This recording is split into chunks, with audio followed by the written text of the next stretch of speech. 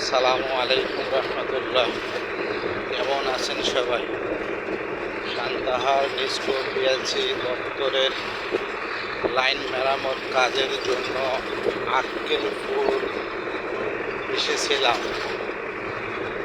অনেক কষ্ট পরিশ্রম করে কাজ সাকসেসফুল করে সান্তাহারের উদ্দেশ্যে রওনা দিয়েছে।